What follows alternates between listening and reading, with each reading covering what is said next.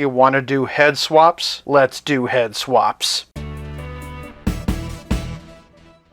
Starting off with other movie figures, and we're going to begin with Robert Pattinson as he appeared in The Batman. Already we can see that they scale pretty well. Having said about a bajillion times that my least favorite part of Pattinson's costume was the mask, this is an upgrade. I say that with an asterisk because I do have a couple of issues with this head sculpt. As I've said before, I really can't stand the rounded off ears, and the nose points up in a way that looks kind of unnatural. In combination with his upper lip, it just feels off. That said, I do feel like the Keaton head is better proportion to this body. Other way around, and oddly enough, I actually like this better than I expected. The head's a skosh big, pulling back though, and it kind of reminds me of Val Kilmer's main suit from Batman Forever. I have mine sitting a little bit higher than clicking in place to give him a bit more neck, but yeah, this works for me in a way that I wasn't expecting. Next up is the Bane build-away of Christian Bale as he appeared in The Dark Knight and The Dark Knight Rises. I was particularly interested in these two because I feel like the new Michael Keaton suit looks a lot like Bale's suit from Batman Begins. And honestly, yeah, this would make a great base. To see what I mean, here he is side by side with the NECA version. Just look at how similar the torsos are, and also the legs. You'd need to get rid of these clavicle pieces and replace the logo. Of course, you'll also want to swap out the belt to the Dark Knight version. I'd also recommend swapping out Pattinson's calves, then hit the whole thing with a matte finish and you'd really have something. Other way around, and I'm not entirely sure that this works for me, but if it sparks your imagination, I'm happy to show it to you. Next up, and here's Ben Affleck in the tactical Batman suit from the Snyder Cut of Justice League. One of Keaton's mock-up costumes in The Flash had goggles, so I was kind of curious if you could maybe mix and match. The first thing you'll notice is that the Keaton neck is a bit short and stumpy and kind of stretches out Ben Affleck's head. You get a much better sense for it when you pull out. That being the case, the profile isn't bad, and the finishes match, which really does help. Keaton conversely has the opposite problem. This neck's a bit too thin and the head sits a bit too high. If you were committed to making this work as a custom, you would need to shave that down a bit. For one last live-action comparison, and here's Ben Affleck's stunt double as Batman as he appeared in The Flash. The great thing about this figure is because it doesn't look like Ben Affleck, you could just use it as a generic Batman head. And as a generic Batman head, it's interesting. I do feel like the face is a bit long and the eyes are a bit nondescript, but if you were going to try to make this work, you'd have to repaint it anyway. Other way around, and this head does seem a bit too small, and honestly, the more I look at this figure, the more I dislike it. I'd go so far as to say this is the worst Batman movie costume since George Clooney's ice armor. The color scheme not matching the movie notwithstanding, the mismatched cape and cowl colors is particularly frustrating. Moving on to comics, and I want to do something a little bit different and take a look at the DC Essentials Rebirth Batman from DC Collectibles. I don't normally like mixing and matching my DC Essentials heads because it kind of makes them loose, but that's already the case here, so I figured we'd give it a shot. Now, because the pins don't match, you're going to have to get creative, but at first blush, I really like this. Currently, I just have the head sitting up there, but some blue tack would go a long way. Either way, as a generic all-black Batman, I think that this one is absolutely a winner. Other way around, and less so, but not as bad as I thought it was going to be. Because Keaton has a slider frame, this could pass as what a prototype spandex costume for him might have looked like. That said, I had to stuff the head cavity with tissue just to get it to sit high enough. Moving over to McFarlane, and here's Grim Knight Batman from DC's Dark Multiverse. Similar to my thoughts on Batfleck, I was curious to see if this would make for a more tactical version of Michael Keaton. Given that one of the biggest complaints about Keaton is that his Batman kills, I think this is a very fascinating vision of what could be. I do think the head sits a bit low, but the scarf does a good job of hiding it, and in terms of overall proportions, this is a very viable costume for this character. Other way around, and I am pleasantly surprised. Given how many heads seem to sit too low, it's nice that this Batman has more of a neck. Do be warned though that in addition to a giant gap in the neck, he also has next to no forehead. Just for jollies, I found a shorter peg, and yeah, this looks a lot better. Next up is one of my favorite DC Multiverse Batman figures based on his appearance from Arkham Knight. Even though the overall figure's large, the Arkham Knight head's small, so I'm hoping it's going to fit on Michael Keaton's body. And not only does it fit, it might just be my favorite so far. The taller ears evoke Keaton, and I honestly think that the mask looks more like an older 1989 Batman than what we got in the Flash film. Other way around, and if they wanted Keaton in something more tactical, this would be a pretty good fit. As with the head that goes with it, this one's a bit small, but that just adds to the overall bulkiness of the body. Even though he's usually on the small side, I still wanted to take a look at Batman from DC Rebirth. Rebirth is a bit short, but in fairness, Michael Keaton is kinda short in real life. Because of that, the Rebirth head actually scales pretty well on the Keaton body. Just keep in mind that the neck is a bit thick. In that regard, it puts me in mind of a more realistic Beware the Batman. Other way around, and no. Just no. The head's too big and the neck is way too skinny. For probably my favorite figure to do head swaps with, and here's Tim Fox as Batman from Future State. Thanks to the shinier finish on Future State, I've already got a really good feeling about this one. And yeah, this is awesome. The whole body being glossy black with nothing but eyes and a bat symbol. This just looks so cool. Other way around, and I like this too. I'm sure you could use this as one of the background suits from the movie. Either way, when it comes to head swaps, Future State has never let me down. Another smaller figure, but one I'm very curious about, is Page Punchers, based on the art of Lee Bermejo. These two really represent the opposite ends of the spectrum in terms of what a Batman costume could be made out of. I've been saying for a while now that if you wanted a realistic fabric-based batsuit, that this should be the blueprint. Seeing it with that realistic Keaton head, and I still feel that way. I'd love to see this in a proper gray and maybe even with an oval symbol. On the flip side, and here we have the Page Puncher's head on the rubberized armor body. This is one of my favorite Batman heads, and it sits really well on this figure. The proportions are great, and overall this is a very solid combination. Next up is another Page Puncher's Batman, but this time based on his appearance from the video game Injustice 2. What I like about the Injustice costume is that it does really look cinematic. What I don't like is how small it is and how big that makes every head I put on there by comparison. Design-wise, this is pretty cool, almost like a combination of all the different movie Batsuits. Even so, the other way around isn't too bad. It still suffers from that overly thick neck we've been seeing with a lot of the other swaps, but paint the cowl black and I think it would be a pretty interesting look. For one final video game Batman, and here we have Arkham City from the Bill de Solomon Grundy wave. Of all the heads we've looked at so far, to my eye, this one is the closest to being like the Michael Keaton head, but being generic. And I gotta tell you, when I plugged this head in, I got chills. Between the cloth cape and whited out eyes, it put me in mind of a grown-up Dark Knight collection. I could absolutely see myself having this as a Batman on my shelf. Looking at the inverse, and I expected to hate it, but to be honest, I liked it a lot more than I thought I would. Because of the pupils, this is a lot closer to how I picture him from the game. The proportions are still kind of weird, but overall, I don't mind this. Lastly, for one that might seem a bit unexpected, and I want to talk about Batman from the Three Jokers. At face value, it makes sense why we'd look at these two together. After all, they have very similar symbols, utility belts, and boots. But then you might remember from my Keaton vs. Affleck video that I said that the heads aren't compatible. So then why are we looking at it? Simple, because I got an extra one and took the head off. And I mean off. Now this is a horse of a different color. Without mutilating this figure, there's no way I can show you what combining them would look like. Suffice it to say, I do feel like you could probably heat and peel off this entire top piece, logo included. But for your consideration, I recently procured this Mezco head. You'd need to do a bit of trimming, but I definitely think that there's something there. Obviously, the musculature isn't completely accurate, and this is a bit beefier than Michael Keaton, but for a clever customizer, I definitely think that there's a lot of potential here. Of course, it goes without saying that this has a lot of potential as well. Which head swap did you like best, and are there any that you tried that I didn't think of? Sound off in the comments below. If you like this video, check out one of these. Thank you so much for watching. I'll be back again real soon, but until then,